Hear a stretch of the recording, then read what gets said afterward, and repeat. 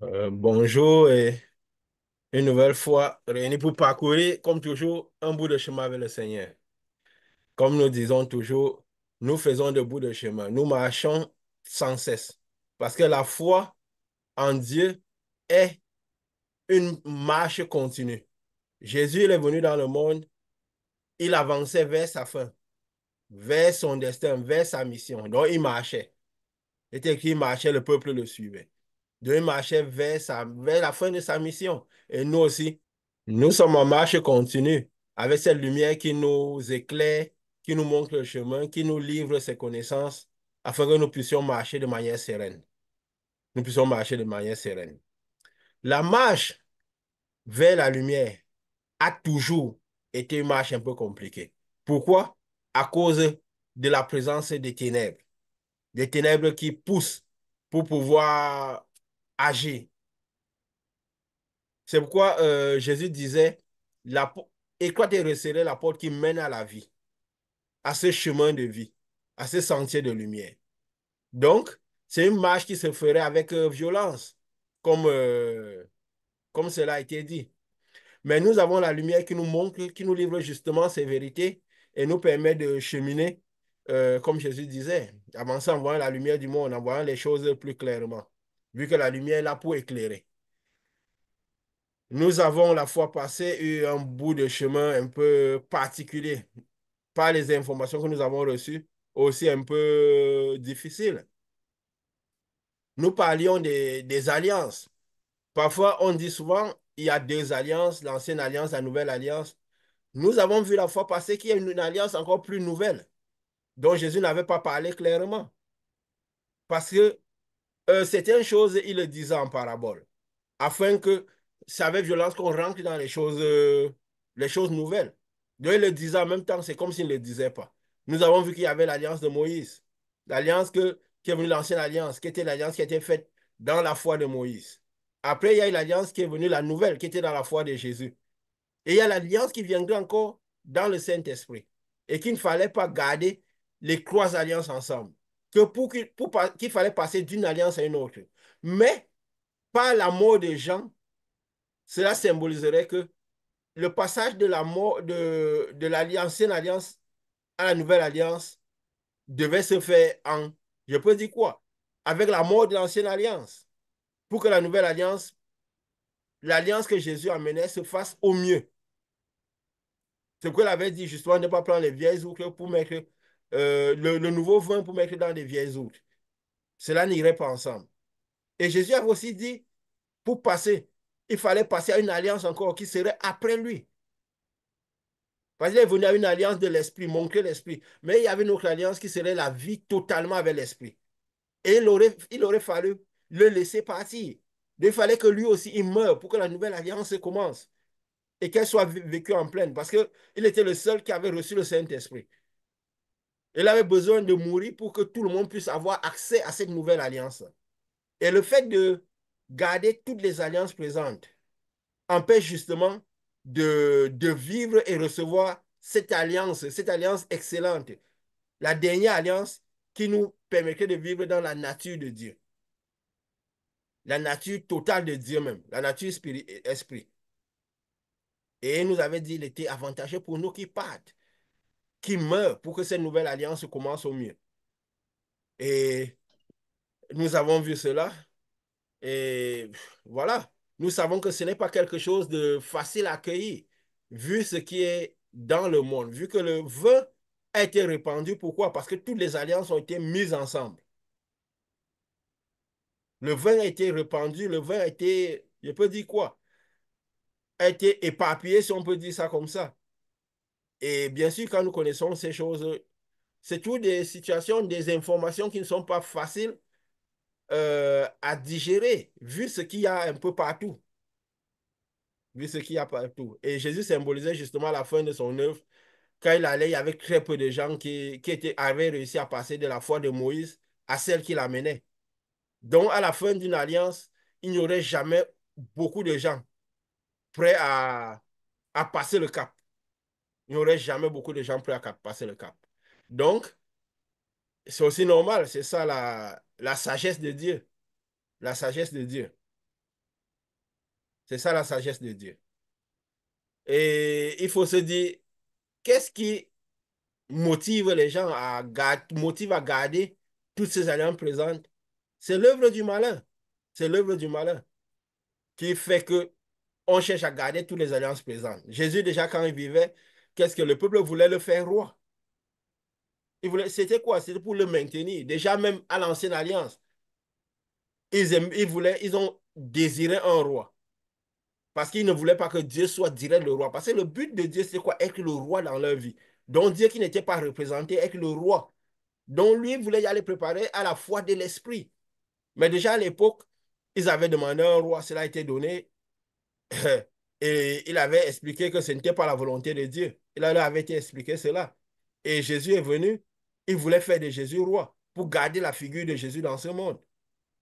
Et Jésus lui l'avait refusé, il savait qu'il voulait le faire roi. Il se cachait, il se montrait pas en public parce qu'il avait dit, mon royaume n'est pas de ce monde.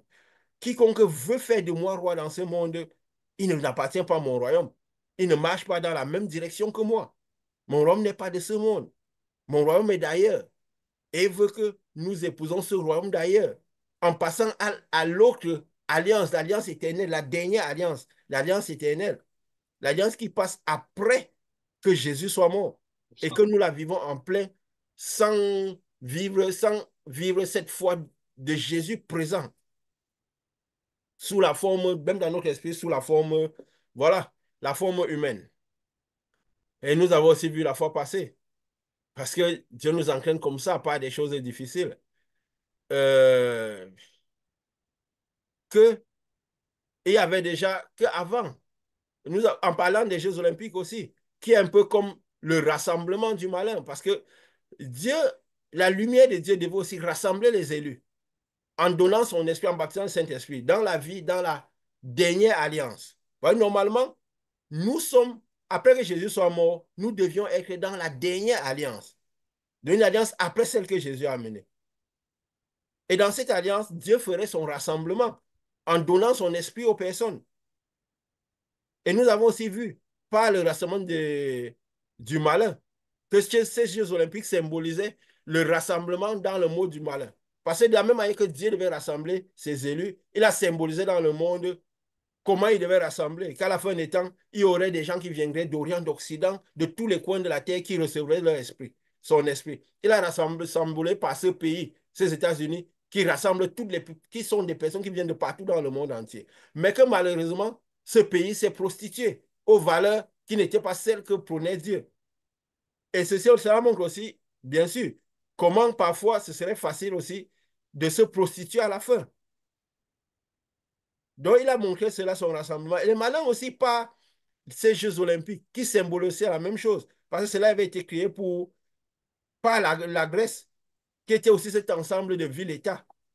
Donc, il a fait aussi son rassemblement à sa manière. Les Jeux olympiques symbolisaient ce qu'il y avait de mieux pour ce rassemblement-là. Pour fédérer justement les États de la Grèce, comme nous avons dit. Et cela aussi symbolisait la fédération du monde sous les mêmes valeurs, les mêmes principes et tout le reste. Et nous avons vu cela. Et la fois passée, nous avons aussi vu comment, avec l'évolution de ces Jeux olympiques, parce que ça nous a livré beaucoup d'informations sur le plan du malin, sur le plan du malin, et aussi sur le plan de Dieu par ricochet. Parce que autant c'est le plan du malin, autant c'est le plan de Dieu. On a souvent dit que le malin, il copie Dieu, mais ce n'est pas qu'il copie Dieu comme nous l'avons dit. C'est juste que le monde spirituel doit se présenter d'une certaine manière. Pourquoi? Parce qu'il y a des forces qui ont été antiques, des forces qui ont poussé ce monde-ci à arriver, à se dessiner. Alors ces forces vont toujours un peu influencer, vont toujours influencer. Nous avons vu la fois passée que dans les, quand on voit un peu les mythologies grecques, autant les mythologies égyptiennes et les mythologies romaines, nous voyons qu'il y a des Oui. conformités de leurs dieux qui ont presque les mêmes semblances que ce que qu'on dit, qu'on attribue à la foi chrétienne, à la foi juive, à la foi chrétienne. Nous avons vu ça la fois passée. Mhm. Et, et nous en étions un peu étonnés parce que c'est des choses qui, parfois, ne sont pas faciles à accueillir. Pourquoi? Parce que nous avons tous eu un certain background, tout ce que nous avons reçu comme étant vérité. Et je crois même, c'est la fois passée quand Pascal disait que si quelqu'un arrive, il tombe sur ces informations, qu'est-ce qu'il va prendre parmi tout cela? Parce que c'est la question que se posent la plupart des gens quand on leur apporte quelque chose de nouveau. Et j'ai dit, c'est une question qui était vraiment intéressante à poser parce que c'est ce qui se passe. Qu'est-ce qu'on va prendre dans tout cela? C'est quoi la vérité dans tout cela? Ou qu'est-ce que cela traduit? Et justement, euh, toutes ces choses, comme nous avons dit la fois passée, c'est trouver ce qui est le chemin de vérité dans tout cela. Parce que tout ce que ces gens-là disaient, il y avait quelque chose, il y avait un fond de vérité dedans. Je peux même dire, si, puisque c'était des exemples, des choses qui, avec des faits attestés, je veux dire quoi, des faits qui se sont passés dans toutes ces, je peux dire quoi, ces mythologies, dans tous ces royaumes. Donc, ça veut dire, c'était des choses qui étaient vérités. C'était des choses qui étaient des vérités. Et encore même pour confirmer cela, en début de semaine, comment on dit tout comment Dieu nous oriente pour confirmer d'abord les choses qu'il nous enseigne et aussi nous montrer les chemins par lesquels il voudrait qu'on aille. Après la réunion de dimanche, de lundi, nous sommes tombés sur un monsieur, un prédicateur, je vais dire, qui enseignait sur ces choses. Il se réputait chrétien parce qu'il est chrétien. Il croit en Dieu, en Jésus. Parce qu'à la base, il est pasteur et prédicateur, mais il fait beaucoup de recherches sur la vérité pour connaître les origines des choses, de tout. Et nous avons été amenés à lire, à voir une de ces vidéos qui était titrée quoi, Osiris, la jonction des religions. Et il faut se dire que, est-ce qu'on tombe sur ce monsieur? Il a plusieurs vidéos sur YouTube. J'aime à dire comment Dieu nous conduit. Parce que nous ne. Comme aussi, parce que je me rappelle quand tu disais la fois passée, si quelqu'un tombe sur nos vidéos comme ça, et qu'il.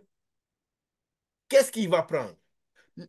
Nous avons souvent dit, la foi en Dieu, nous n'arrivons pas à une véritable lumière au hasard. Celui qui arrive au hasard va justement se comporter comme s'il était arrivé au hasard. C'est quelque chose qui ne le touchera pas vraiment. Tous ceux qui sont arrivés à Jésus, parce qu'ils avaient aimé la vérité, ils ont reçu, et en plus, leur attitude a été différente. Beaucoup arrivaient sur Jésus, ils recevaient même des choses, mais leur attitude, ils n'arrivaient pas à suivre Jésus. Ils ne revenaient pas. Pourquoi? Parce qu'ils sont arrivés justement au hasard. Ils ont appris qu'il y avait des manifestations, ils venaient. Mais ce que Dieu avait envoyé, je dis, nul ne vient à moi si le Père ne l'attire vers moi. Tous ceux qui ont vraiment la lumière de Dieu, c'est impossible d'arriver vers eux si le Père n'attire pas. Si le Père attirait quelqu'un, l'attitude, tout sera différent. Nous l'avons vu, je me rappelle, quand avant, peut-être qu'on commence même cette œuvre. Il y a eu des fois, peut-être, bon, il y a des hommes de Dieu. Je ne vais pas dire hommes de Dieu parce que tous ceux qui reçoivent le Saint-Esprit sont des hommes de Dieu. Parce ils sont en même temps hommes, en même temps Dieu. Ils ont la nature de Dieu à l'intérieur. Donc, on peut dire des prédicateurs qui avaient des titres de prophètes. Il y a des gens que j'appréciais parce que je tombais peut-être sur eux, je voyais ce qu'ils disaient, ça touchait mon esprit. Je partais directement chercher à en savoir plus. Écouter les anciennes prédications pour comprendre le chemin qu'ils étaient en train de mener, connaître de plus sur eux. Donc, si quelqu'un, Dieu a amené quelqu'un vers une direction, donc même avant de nous donner cette œuvre, il nous a entraînés en nous amenant vers certaines lumières ou vers à suivre parce que, on peut dire quoi, c'est un chemin de lumière qui commence parfois tout petit et qui grandit au fur et à mesure qu'on fait le chemin. Au fur et à mesure qu'on fait le chemin. Donc, ce qui fait, si quelqu'un arrive parce que Dieu l'a envoyé, certainement il aura envie d'en savoir plus. Il ne s'arrêtera pas à ce qu'il a écouté. Ce sera quelque chose de, comme nous disons souvent, de naturel. Et alors, nous avons vu les vidéos de ce monsieur qui publiait sur Internet depuis très longtemps. Donc, nous n'avions jamais, nous n'étions jamais tombé là-dessus. Donc, c'est Dieu qui nous a entraînés dès le lendemain, le lundi. Mais surtout pourquoi? Pour attester ce qu'il nous disait. Pour dire, voilà quelqu'un qui dit les choses que vous aviez dit.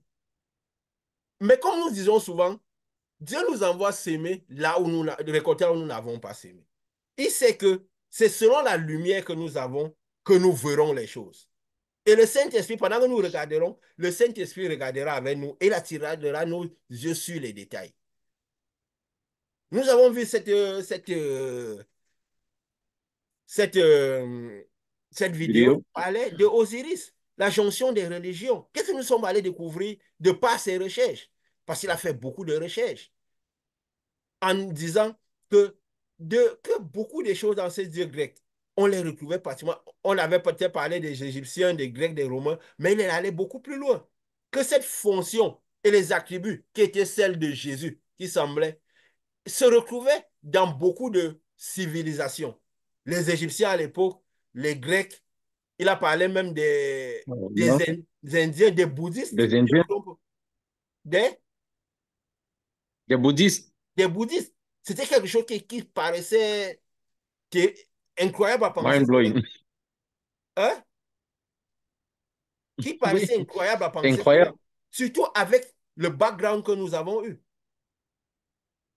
Parce que nous avons appris que tous ces dieux étaient des dieux païens. Et même la Bible nous dit que beaucoup de ces dieux sont des dieux païens. Parce il faut le dire. Et c'est ça justement qui crée parfois le trouble. Mais comment il faut comprendre cela? Tout ce qu'il a montré, c'est des recherches qu'il a faites. Et tout ça a été vérité. Parce que c'est des choses qui ont été prévues par le temps. Lui, il a dit que si ces vérités sont anciennes, que si ces choses sont des vérités, alors on prend la vérité la plus ancienne. Donc celle, parce que l'une des anciennes civilisations était celle des Égyptiens, n'est-ce pas? Mhm. Et aussi, dans la Bible même, il a été beaucoup plus donné accent sur la situation égyptienne. Mais lui, quand il parlait de ses recherches et tout, c'était aussi pour mettre le point sur le fait que l'Égypte est ce que nous devons retenir le plus. Malgré qu'il dit il croyait en Jésus, au Dieu des Juifs. Mais qu'est-ce qui se passe? Où est la différence? Parfois, quand nous regardons, le Saint-Esprit attire notre attention sur les détails. Sur les détails. Quand je regarde cette vidéo, qu'est-ce qui me frappe directement? Je regarde, je vois un peu dans son bureau on peut dire quoi? Je ne veux pas dire les idoles, Statue? certaines statues, deux statues. Derrière lui, il y a une statue d'une chouette qui est un hibou. Et devant lui, il y a une sorte de facochère, je ne sais pas. Mais c'est surtout ce qu'il y a derrière lui qui attire mon attention. Qui attire mon attention. Et nous avions parlé des dieux quand nous étudions les dieux. Nous disions que les attributs des dieux, il y avait Athéna chez les Grecs, qui symbolisait plus ou moins Minerve chez les Romains. Et qui symbolisait qui? Un peu Lucifer. Nous avions parlé de cela. Et qui était plus ou moins Sept, qui Mhm. symbolise Lucifer. Que ses attributs, c'est quoi? La chouette. Et qu'il avait une intelligence rusée. Et qu'il était Dieu, donne une grande sagesse et qui prônait la guerre et toutes ces choses. Donc on disait que c'était le Dieu qui symbolisait parmi les fils de Dieu, Lucifer. Lucifer. Et nous avons vu même chez les Égyptiens que le Dieu antique, le Dieu Ra, était Dieu lumière, Dieu soleil. De la même manière que Jésus avait dit à ses disciples que Dieu est lumière, que Ra symbolisait ce Dieu-là, ce premier Dieu. Et que j'ai vu que c'était écrit, j'ai même lu ça fois passée, qui se déplace dans le ciel dans une barque et combat chaque nuit avec le serpent qui cherche à renvoyer le monde dans l'état dans lequel le monde était avant la création de Ra. Comme nous avons dit que, en fait, la création, ce monde-ci, c'est quoi? Ce n'est que la création qui se définit. Depuis le départ de toutes les séparations qu'il y a eu, avec toutes ces planètes et toutes ces choses, que eux, ils croyaient justement que l'univers, c'est que, en fait, l'univers, c'est quoi? C'est la création qui s'est dessinée, qui a évolué dès un certain départ. Donc, ce qui fait quoi? Que quand nous devons voir qui inspire les vérités que nous recevons, même si ces choses sont vérités, sont démontrables. Parce que qui inspire? Parce qu'arriver à une certaine vérité, quand nous disons certaines choses que nous disons ici, c'est des choses qui sont tellement incroyables, des choses difficiles même à écouter.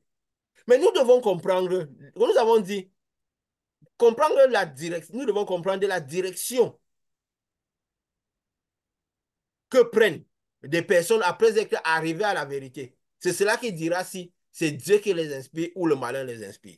Parce que si c'est le malin qui les inspire une vérité, bien qu'elle soit vérité, leur direction sera la terre.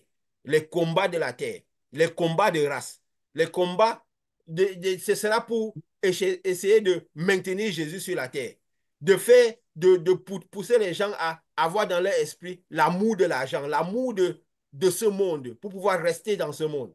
Et pourtant, quand Dieu inspire, quand la vérité vient par Dieu, la finalité sera quoi? Le ciel, le salut des âmes, à détacher les cœurs sur les choses de ce monde. Bien qu'on sait que la marche vers cette lumière donnera les choses de ce monde. Jésus a dit quoi? Chez le royaume de la justice, et les choses seront données par-dessus. Mais le but principal, c'est quoi? C'est surtout le focus vers la lumière. Parce que la marche, c'est quoi? La création, c'est quoi? C'est la marche vers je peux dire quoi? L'état final dans lequel Dieu est, vers la lumière.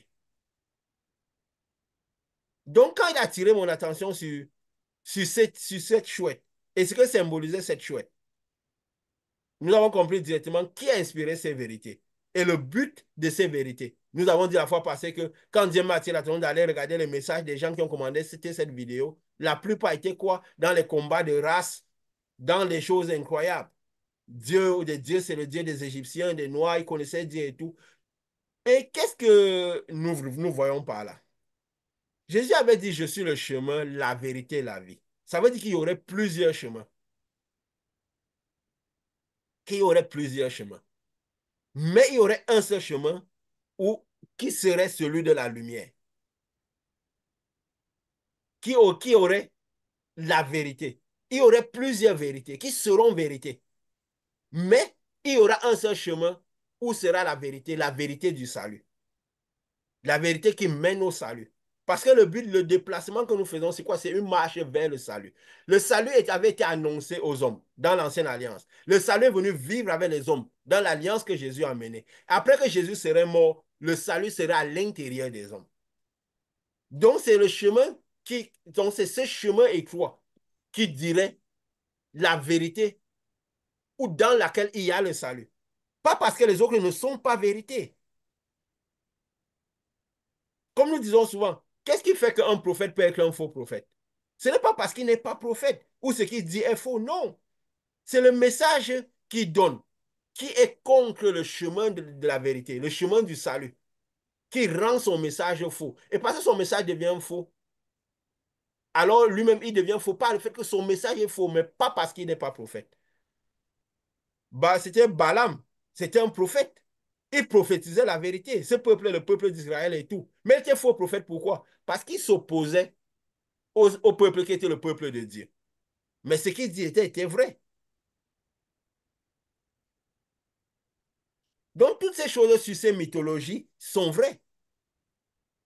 Mais pourquoi? Parce que, comme il y a eu les divisions, dès le départ, comme nous avions dit, comme nous avons vu ici que Ra, c'était le premier des dieux, comme les Égyptiens avaient déjà donc ils connaissaient déjà cela, et cela était vérité.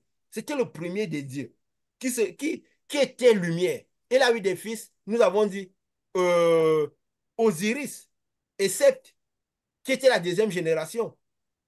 On a dit oui, il y a eu Isis qui était sa femme, qui était sa sœur, mais sa femme, mais qui symbolisait cela?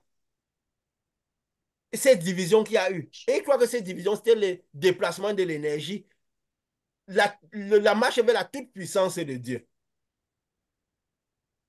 Pour dans son état lumière. Parce qu'il a dit que Ra, c'était le Dieu soleil, le Dieu lumière, le Dieu le plus ancien qui était la lumière même. Mais alors, qu'est-ce qui se passe? Depuis que ces forces, ces esprits, c'est que, je peux dire quoi, il y a eu ces divisions. Parce que c'est les forces spirituelles qui ont influencé dans la suite des temps. Et dans la suite des temps, que ce soit à l'époque des Égyptiens, des Romains, des Grecs et toutes ces choses, ces esprits, comme nous avons dit, ces esprits, selon les divisions, ont parcouru le monde. Ces esprits, encore ce que nous avions enseigné ici, que cela a parcouru le monde et reposé sur certains hommes. Et ces hommes-là ont accompli ont vécu des situations qui ressemblaient à celles qui ont été vécues dès la création, dès les premières divisions. Dès les premières divisions, pourquoi? Parce que c'est les forces spirituelles qui influencent. Et nous remarquons que quand ces esprits ont souvent vécu ces époques-là, c'était les époques où il y avait une grande puissance dans ces zones-là. Donc, ces esprits ont parcouru le monde, qui plus, qui moins. Mais avec, je peux dire quoi? Tout dépendait aussi des personnes sur lesquelles, de l'état des personnes sur lesquelles reposaient ces esprits. Puisque ces mythologies, ils croyaient en ces choses.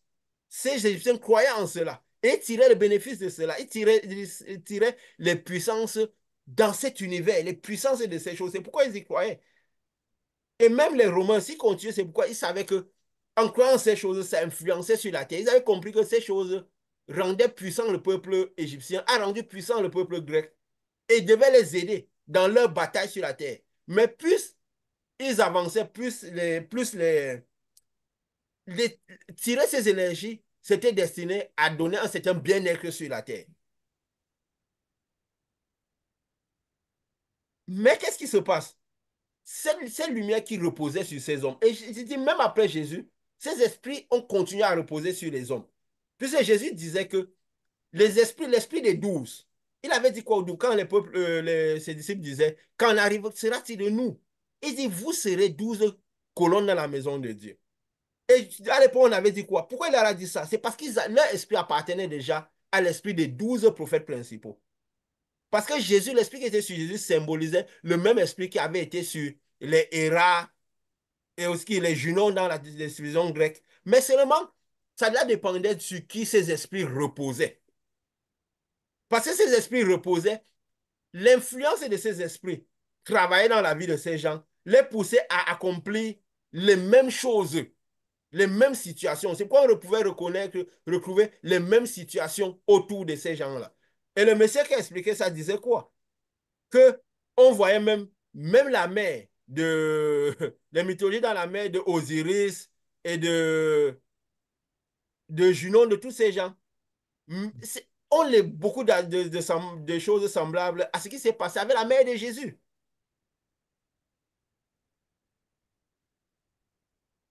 Donc, c'est ces esprits, comme on avait dit au départ de cette œuvre-ci, qui parcouraient le monde et reposaient sur certaines personnes. Pourquoi? Parce que cet esprit, on dit que ces esprits n'ont jamais quitté le monde depuis la création.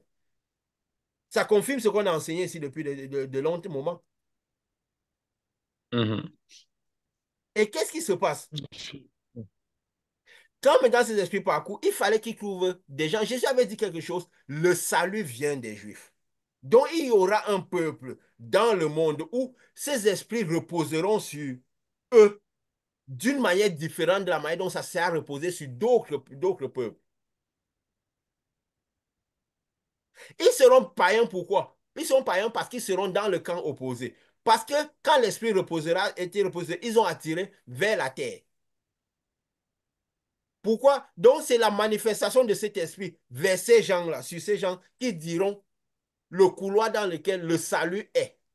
Parce qu'il faut aussi se dire, de la même manière qu'il y avait 12, nous avions dit dans la séparation où Dieu a créé deux luminaires. Il y avait Lucifer, il y avait Yeshua, symbolisé par le soleil et la lune. Nous avions dit, Dieu a dit, il a fait les étoiles. Mais c'était en parabole, il n'a pas dit le nombre d'étoiles qu'il a fait, les étoiles principaux qu'il a fait. Pourquoi? Vu que les étoiles devaient se diviser par la suite. De par la vie de Abraham et aussi par Isaac par la suite. Et les 12 fils de Jacob. Nous avons vu quoi? Que les 12 principaux étoiles étaient les 12 fils de Jacob, de la tribu d'Israël, qui formeraient une tribu nombreuse, et que deux naîtraient une tribu nombreuse, qui seront toujours les étoiles. Parce qu'ils feront partie de la quatrième génération de Dieu. C'est pourquoi Dieu n'a pas dit combien étaient les étoiles principaux, mais comme il a d'abord dit, le salut vient des Juifs. En regardant la vie de ceux que cette lumière, je peux dire quoi, cette lumière s'est reposée du côté des Juifs, nous comprendrons ce qui s'est passé à l'époque. Avec Abraham, avec la vie de Isaac, ainsi de suite, Jacob. Et nous voyons, quand Abraham, oui, tu veux dire quelque chose? Ouais, je voulais dire que tu parlais des étoiles principales, mais après dans l'Apocalypse, dans l'enseignement sur la configuration du ciel, ça a pu permettre de définir avec les 24 vieillards quelles étaient les Oui, époques principales, quelles étaient les étoiles principales. Donc, je voulais seulement ajouter que même ça n'a pas été précisé, après la configuration du ciel avec les 24 vieillards, on a pu comprendre c'était quoi les, les étoiles principales, combien elles oui. étaient. Et nous avons même étudié cela quand nous parlions de l'Apocalypse. Nous avions dit, D'accord. la Lune avait 12 étoiles et le Soleil avait 12 étoiles. C'est ça, il formait les 24, la symbolique des 24. Et qu'il y avait 12 étoiles qui appartenaient à Yeshua, symbolisées par justement les fils de Jacob. Et nous avons vu pour dire que c'est des forces qui influencent, que les mêmes forces qui ont influencé la vie d'Abraham ont influencé la vie de son fils Isaac. Mais Abraham avait été en Égypte.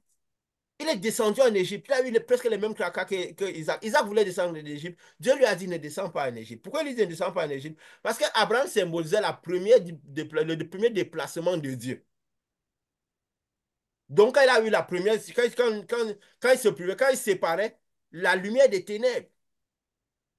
Donc, ça veut dire qu'il quittait dans une zone de ténèbres. C'est quoi symbolisé par l'Égypte? C'est quoi il est descendu? Il est descendu. Et comme maintenant, il était déjà, et c'est symbolisé par le déplacement du premier homme. Parce qu'en fait, qu'est-ce que Dieu fait? Nous vivons la création. Nous sommes en marche, nous sommes en train de parcourir la même marche que Dieu a fait pour devenir lumière totalement, parce que nous allons vivre avec lui. Donc, nous commençons par là où il a commencé, lui. Le premier homme était d'abord dans la zone des ténèbres. Il a formé l'homme sur la terre. Il a amené l'homme en Éden. Mais alors maintenant, là, il ne fallait pas que l'homme qui arrivait en Éden, c'était une autre type d'homme. En allemand, arrivant en Éden, il avait fait, c'est un peu comme celui qui était avant, c'était Abraham, l'autre était Isaac. Il a dit à Isaac, non, ne descends pas en Égypte, je vais te prospérer à Canaan. Donc, je vais te multiplier à Canaan. C'est pourquoi il n'a pas voulu que Isaac descende. Et d'Isaac, il a eu maintenant ses deux fils, Jacob et Ésaü. Mais symbolisant les fils qu'il a reçus en Éden, comme c'était le plan premier de Dieu. Parce que l'homme qui est venu la séparer, l'homme et la femme, c'était pour qu'ils se produisent en Éden. Nous avons dit que la femme symbolisait ce que pouvait symboliser Lucifer et l'homme qui était, donc les deux qui sont sortis de ce premier homme initial. Il peut dire, on va dire premier homme. Mais en fait, c'est un autre type d'homme. Pas l'homme qui a été formé de la terre. Ce n'est pas le même homme qui a reçu le souffle. Parce que le souffle, c'était quoi? C'était la lumière qui lui permettait de se recouvrir en Éden. Pour que l'homme intérieur naisse en lui, pour qu'il devienne un être vivant, pour que l'âme naisse en lui. Et maintenant, il sort l'homme et la femme. Donc les deux, qu'est-ce qu'il fait? En sortant l'homme et la femme, c'est encore comme deux autres entités qui sont représentées par Ésaü et Jacob, les deux fils d'Isaac. Les deux fils d'Isaac. Et comme nous avons dit, Jacob symbolisait l'homme et Ésaü symbolisait la femme, qui symbolise aussi le détachement des deux luminaires, le soleil et la lune, Lucifer et Yeshua. Donc, c'est ces esprits qui influencent. On a vu l'influence de cet esprit qui était sur Abraham, sur Isaac, qui le poussait à vouloir accomplir exactement les mêmes choses, les mêmes conformités. On a voulu la femme d'Isaac de la même manière qu'on a voulu la femme de, d'Abraham. Abraham. Oui. Et nous voyons justement que ces esprits ont continué. Donc, comme le salut vient des Juifs, ça veut dire, même si toutes ces choses sont vérités, vous voyez ces conformités dans le monde agir de cette manière. Vous avez l'impression que les vies d'Osiris et tout dans ces Grecs et toutes ces choses, il y a une nation où ça sera la nation à regarder où le déplacement de ces lumières-là vous montreront le chemin du salut. Comme l'a dit, il y a plusieurs vérités, mais je suis la vérité. Il y a plusieurs chemins, mais je suis le chemin. Vous pouvez obtenir la vie de plusieurs manières, par les hôpitaux, par ci, mais je suis le chemin où il y a la vie. J'ai quoi? J'ai la vie. Vous pouvez avoir des vies, des manières d'avoir des vies, mais il y a un chemin où il y a la vie. Donc, c'est défini et précis. Donc, le salut vient des Juifs. Observez bien, vous verrez, déjà arriveront à cette vérité. Et qui inspirera cette vérité? Si c'est Dieu qui a inspiré aux gens à arriver à cette vérité, vous verrez que ils essaieront de ne pas représenter Jésus, de ne pas vouloir maintenir Jésus. Il voudra que vous faire vivre le salut à l'intérieur de vous. Parce que si c'est le chemin du salut qui a révélé cette vérité, pour que vous ayez le salut à l'intérieur, pour arriver à destination, pour faire ce voyage. Pour faire ce voyage. Oui, vas-y. Je voulais dire que quand Jésus même dit le salut vient des Juifs, et après, juste à l'instant, c'est là où il commence par annoncer que l'heure est venue où ce ne sera même pas chez les Juifs que ça va se passer. Donc, c'était, comme je veux dire, si les gens continuent à se dire que c'est tel peuple, c'est telle chose, il vient comme ça et il break et il donne la possibilité à tout le monde entier de rentrer dans son salut. Parce que lui, il est venu dans l'esprit. Parce qu'après avoir dit le salut vient des Juifs, après il dit, l'heure est même déjà venue là où on n'allait plus adorer ce Dieu-là dans une montagne, dans le temple à Israël, en Égypte. Oui. Mais l'heure est venue là où vous allez adorer le Père parce que vous aurez reçu l'esprit, parce que vous serez transformé complètement en esprit. Donc, c'est comme pour dire, si les générations là descendaient, elles sont arrivées à un niveau là où Dieu leur montre que la vraie destination, c'est quoi? C'est retourner en moi et moi, je suis esprit. Alors, vous devez tous retourner à l'esprit. Et ça englobe donc tout le monde entier, ça englobe donc toute l'espèce humaine. Donc, c'est un peu ce que je voulais seulement apporter un Oui. peu comme Oui, lecture et que je même ressens. Paul avait dit quoi? Les Grecs cherchent la sagesse. Donc, ils ont les chemins, le couloir où il y a chemin, mais ils cherchent cela par la sagesse. Parce qu'eux aussi, ils ont vu les mêmes événements dans leur mythologie. Les Juifs cherchent les miracles, parce qu'ils ont vu Jésus faire les miracles, tout ça. Ils disent, nous annonçons Christ crucifié. Nous annonçons Christ mort. Nous annonçons que Christ est mort. Donc, une nouvelle alliance commence. Nous annonçons Christ crucifié. Donc, ça veut dire Christ crucifié, il a dit quoi? Il a dit en même temps puissance, en même temps sagesse. Donc, Christ crucifié Yes. réunit tout ce que vous avez cru. Tous les dieux des Égyptiens, tous les dieux des Grecs, tous les dieux des Indiens, tous les dieux des Turcs, il est réuni. Il a dit sous un même chemin qui est le chemin du salut, le salut qui vient des Juifs, plus de tous les autres. Et si vous prenez un chemin qui n'est pas celui des Juifs, tous les autres deviennent des dieux païens. Ils deviennent païens. Païens dans le sens qu'ils deviennent hors du chemin du salut. Il avait dit quoi? Que salut puissance tant pour les Grecs que pour les Juifs. Tant pour les Égyptiens que pour les Juifs. Pour qu'ils puissent choisir, voir le chemin qui est celui du salut. Et qu'ils acceptent le chemin qui est celui du salut. Et pour accepter le chemin qui est celui du salut, le chemin dans lequel Dieu est à l'intérieur des personnes. Et il a même déjà montré aussi comment on peut faire pour pouvoir avoir cela, pour pouvoir rester dans cela. Et je me rappelle quand l'ange même, déjà pour dire que quand cet esprit reste sur les personnes de part et d'autre, on a même vu aussi sur la vie de Jésus, que l'esprit qui reposait sur Moïse était la même chose que cet esprit qui reposait sur Jésus. Mais seulement, Moïse était fait différemment. Mais Moïse était déjà fait un peu mieux que les autres. Donc, il annonçait déjà un peu le chemin de salut parce qu'il était déjà chez les Juifs. Vous devez voir vers quel peuple cet esprit s'est reposé vers la fin pour commencer le salut, pour que le salut, pour voir l'arrivée du salut aux hommes. Par où le salut, ça reposerait. Parce que le Saint-Esprit pouvait être partout dans le monde, mais il se dirige vers un peuple pareil, un peuple précis, pardon, qui serait le peuple premier-né. Le peuple par lequel sortirait le chemin du salut, sortirait le salut. Et justement, ce même esprit s'est reposé sur Moïse. On a vu qu'il s'est reposé sur Jésus. Les choses qui sont arrivées à Moïse sont presque les mêmes qui sont arrivées à Jésus. On a voulu tuer les enfants parce qu'on voulait tuer Moïse. Moïse, Moïse a pratiquement recrassé beaucoup de choses que la vie de Moïse a recrassé. Mais Moïse avait dit quoi? Que quelqu'un viendra un prophète comme moi. Dans la même chose, dans le même esprit qui a sur moi reposera sur lui. Mais seulement lui, il est formé de manière différente. Sa mission sera différente. Donc, ce sera une autre alliance.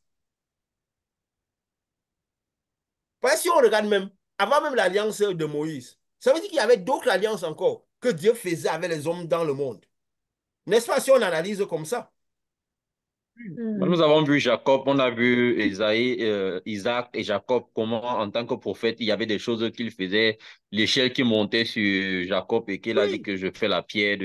Donc, je veux dire, il y avait toujours de l'influence de cet esprit qui descendait dans les oui. générations Et Jésus m'avait et dit ce quoi? Vous mal. verrez le Fils de l'homme les a montés et descendus. Donc pour dire, je symbolise Jacob. Il avait dit quoi? Je connais Jacob. Quand il dit je connais, ça veut dire quoi? Je suis Jacob dans le sens que Jacques l'achetait n'est rien. L'esprit qu'il y avait sur Jacob, c'est le même esprit qu'il y a sur moi. Et regarde, je vais te dire un truc. Les gens voient souvent parfois les États-Unis. Ils sont mordicus derrière Israël. Israël, que ce qu'ils font est vrai ou faux, ils sont signés derrière Israël. Pourquoi? Parce qu'il y a un esprit qui pousse les États-Unis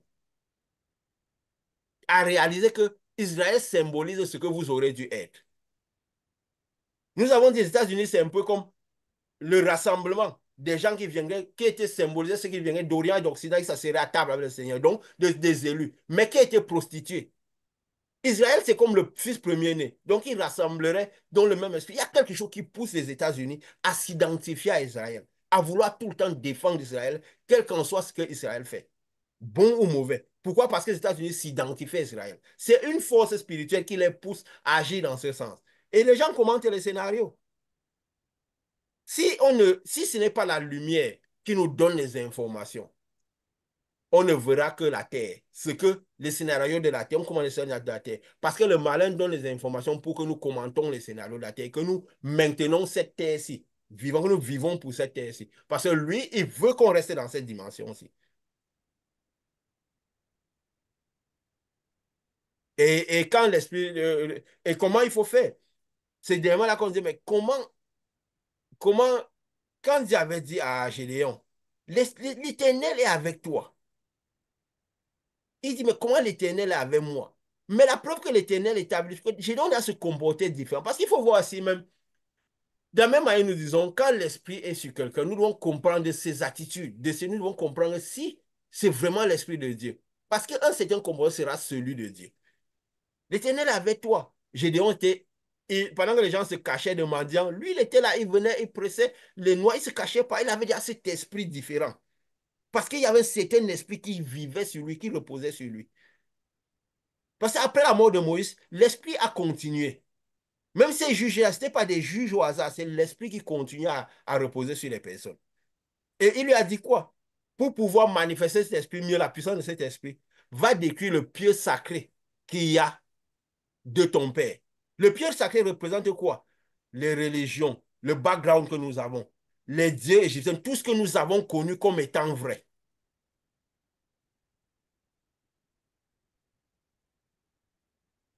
Son père était un prêtre de mendiant. Il louait le Dieu sacré. Il savait que leur vérité est celle-là. Le pied sacré peut représenter la foi de Moïse, qu'il fallait que les pharisiens décrivent pour pouvoir arriver à la foi de Jésus, à la nouvelle alliance. Et s'ils ne décrivaient pas le pied sacré, ils n'auraient jamais pu arriver à la foi de Moïse, à la foi de Jésus et manifester Jésus. Ça veut dire recevoir les bénéfices de Jésus, du Jésus avec les hommes qui manifestent beaucoup de puissance pour eux. Et si on n'arrive pas à... Et c'est justement, décrire le pied sacré n'est pas quelque chose de facile. Parce que quand un vin nouveau arrive, on comprend directement que ça bouge les fondements. Si le vin vient du chemin du salut, ça doit bouger les fondations. Jésus disait quoi? La parole, la vraie parole du salut est comme une épée qui divise moins les jointures. Ça doit créer un tremblement. On ne doit pas pouvoir l'accueillir facilement. Pourquoi? Parce que ça doit nous pousser à aller déterrer les pieux sacrés. Et quelque chose qui n'est pas facile. Le pieux sacré fait partie de ce que nous connaissons, de ce avec quoi nous avons grandi, de ce qui était notre vérité. Et quand on voit peut-être la réaction que Pasteur dit, que j'ai beaucoup aimé, c'était spontané. Qu'est-ce que nous choisissons parmi cela? Pourquoi? Parce que dans l'esprit, on sentait comme il y a des fondations qui sont en train d'être bougées. Et ça dit que ces dieux qu'on considère païens sont les bons dieux maintenant aujourd'hui. Et ça dit que nous devons les épouser comme étant des dieux. C'est le chemin que nous devons suivre. Nous avons toujours su qu'ils étaient des dieux païens. On nous a toujours dit cela. Et il faut se dire que même dans les religions, mais Jésus a dû décrire le pied sacré du Père avec tous les risques que cela comportait. Parce que nous savons clairement que si nous décrivons le pied sacré de nos familles, de nos vies, de ce que nous comprenons, cela va créer un groupe. Ils auront envie de nous lyncher. Nous aurons de la peine à, je vais dire quoi, à suivre cette foi. Parce que c'est exactement cela. Les pharisiens ont eu du mal à décrire le pieu sacré de la maison, de leur maison, de ce qu'ils avaient reçu de Moïse. Mais qui était vérité? Mais il fallait décrire le pieu sacré pour passer à Jésus. Il fallait que les Grecs décrivent les pieux sacrés pour passer à ce salut qui vient des Juifs. Il fallait que les Égyptiens détruisent le pieu sacré qui vient des justes pour pouvoir arriver au salut.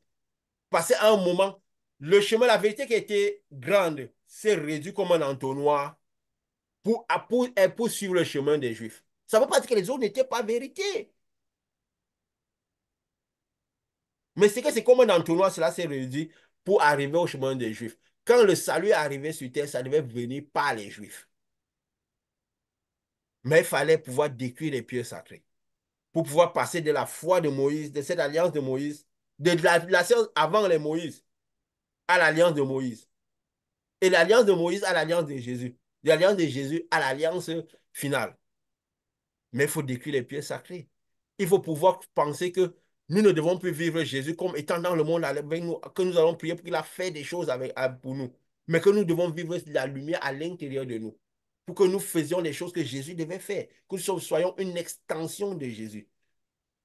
Parce qu'il s'est plongé une vie en nous. Dieu d'abord venait pour amener l'alliance vers les Juifs. Il a reposé sur Moïse, sa lumière sur Moïse. Après, à l'intérieur d'un homme qui était fait différemment, la lumière a pu rentrer à l'intérieur de cet homme.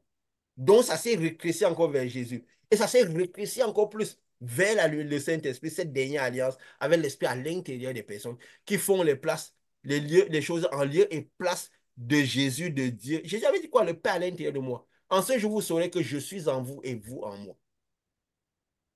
C'est un peu comme nous disons la création dans ce monde. Nous sommes dans ce monde. En même temps, ce monde à l'intérieur de nous. Nous pouvons tirer les dimensions de ce monde. Nous avons notre essence physique, notre essence spirituelle même, qui est l'âme qui est à l'intérieur de nous. Et à l'intérieur de ce monde, qui traverse les dimensions qu'il y a à l'intérieur de ce monde, de cette dimension. Mais nous avons aussi, nous sommes dans le monde. Donc, en même temps, Dieu à l'intérieur de nous, nous sommes à l'intérieur de lui. Parce que Dieu, c'est l'univers. Nous sommes dans l'univers. Et dans cet univers, il y a un chemin de lumière. Nous avons parlé même de cette voie lactée, où la Terre est dans ce chemin-là. Et nous sommes sur la Terre. Donc la Terre, en même temps, à l'intérieur de nous, nous sommes à l'intérieur de la Terre. Et la Terre est dans cette voie lactée. Donc c'est un peu ça qui symbolise tout cela.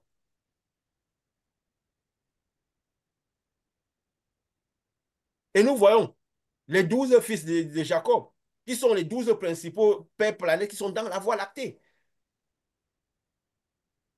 Et nous avons, donc c'est un peu tout ça, se dit à l'intérieur de nous. Mais toutes ces choses étaient vérité.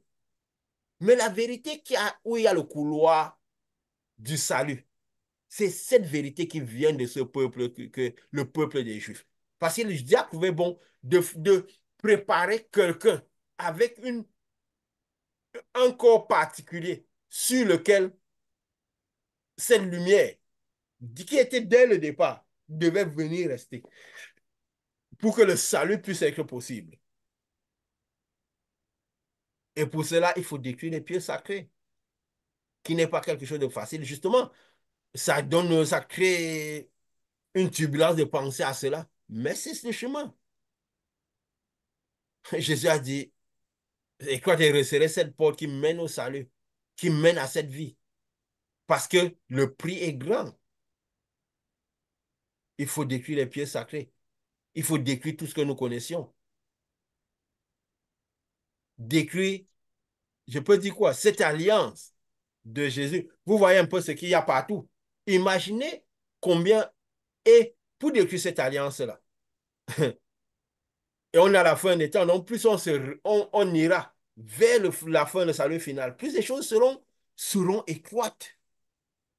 Il y aura le moins de monde possible. Ça sera le plus difficile parce que les pieux sacrés seront de plus en plus difficiles à détruire. Si c'était sacré, ça veut dire que c'est les pieux qui étaient je ne vais pas dire sacrés. Ils seront de Les plus en anciennes plus difficiles à vérités. détruire. Comment? Et des anciennes vérités. Voilà des anciennes vérités.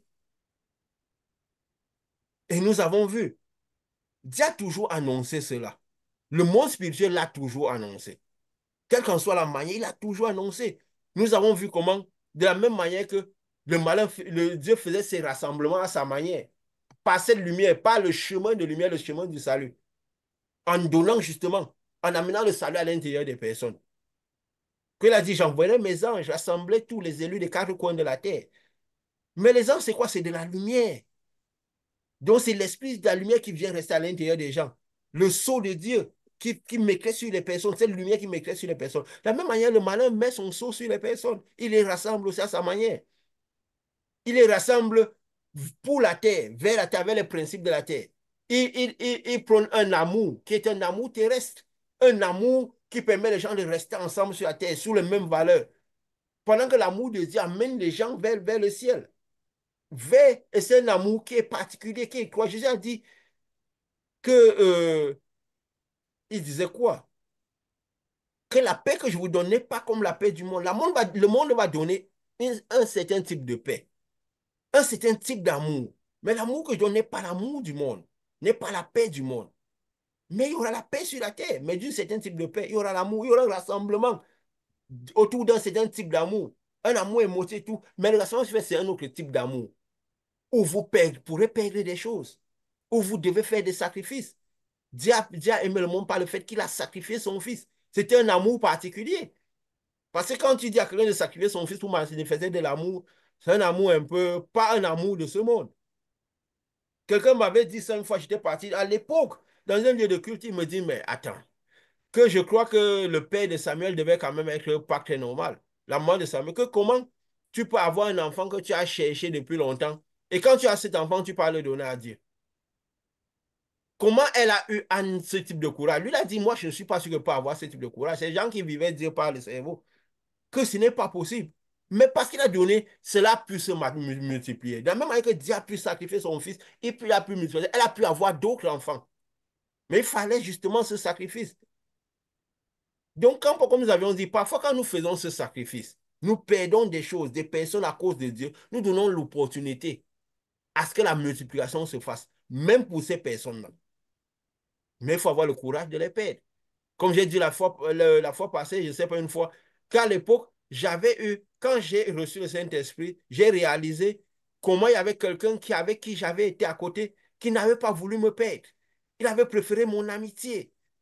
Je lui ai dit à la fin, j'ai pleuré, je lui ai dit, tu aurais dû me perdre. Tu aurais dû faire tout pour me perdre. J'aurais pris au sérieux ta foi. Peut-être c'est vrai, les temps de Dieu sont ceux-là, mais peut-être je serais arrivé au Saint-Esprit avant, même si cette mission, je l'aurais fait après. Parce que j'ai eu le Saint-Esprit bien avant, je crois, 8 ans avant de commencer cette mission. Mais j'aurais eu le Saint-Esprit avant, j'aurais évité beaucoup de souffrances. Mais il n'avait pas accepté de me perdre. Il avait préféré mon amitié. Et je lui ai dit, il aurait dû me perdre. Il m'aurait fait beaucoup de bien. Il m'aurait aimé encore plus s'il m'avait accepté de me perdre. Et cela combien? Environ, justement, c'était plus ou moins combien? 8 ans, 7, 8 ans de ce moment où on s'était rencontré, ce monsieur. Il aurait dû me perdre en ce moment. Accepter de me perdre. J'aurais pris plus au sérieux ce qu'il me disait. Mais donc, c'est un peu ça que nous disons. Nous voyons ces choses. Le malin a amené sa part. Il amène ces rassemblements, cet amour au passé Jeux Olympiques qui symbolise aussi le rassemblement des villes-États, donc pour fédérer le monde sous les mêmes valeurs. Nous avons parlé, et je crois que quand Dieu met aussi dans la tête, c'est pour qu'on en parle. À moins que vous avez encore quelque chose à dire par rapport à tout ce qu'on dit. De toute façon, c'est la continuité. Parce qu'après les Jeux Olympiques, nous avons parlé, nous avons dit ce que cela symbolisait, le scénario que Dieu a mis, qui avait été montré, qui avait été annoncé, qui avait été prophétisé par le malin dans ces Jeux Olympiques, qui finalement même est ce que Dieu avait prophétisé. Il avait dit à Jésus, tu es le Fils de Dieu. Donc il a annoncé, c'était vrai.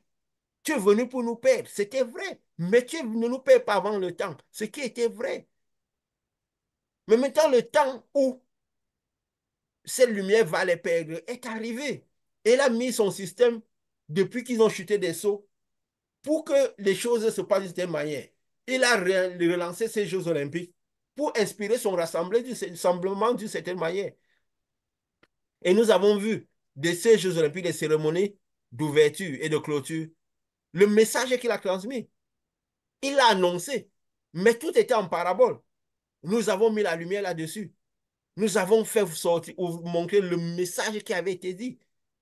Et c'était parfois fou de voir comment cela matchait Ça avait l'impression d'être un scénario qui se dessinait. Parfois, on commente le scénario au lieu de parfois voir. Oui, c'est aussi par rapport à la lumière que nous avons que nous arrivons à voir cela. Mais cela montre clairement des temps et les circonstances dans lesquelles nous sommes, où cette lumière est avec nous pour le départ final. Nous avons, disons, déjà reconnu que, oui, l'enlèvement près de monter, avec cette vasque de feu qui symbolisait, je peux dire quoi, de cette torche-là qui s'était levée. Pour la première fois, ils ont fait ce système-là, que cette torche s'élève. Donc, ils reconnaissent tout ce qui va se passer. Et qu'est-ce qui se passe? Il y avait les Jeux Olympiques. Pour ceux qu'on dit, c'est l'élèvement montre ceux qui ont la torche, ceux qui ont eu la torche, qui sont arrivés à la fin, qui ont eu le prix, on peut dire. Comme Paul disait, qui ont eu le prix, qui ont reçu le Saint-Esprit, cette lumière. Ils ont symbolisé, ils ont annoncé tout cela. Le monde spirituel doit être annoncé. Ils annoncent parce qu'ils espèrent que leur part aussi prenne place. Leur plan prenne place. Et leur plan va commencer bientôt.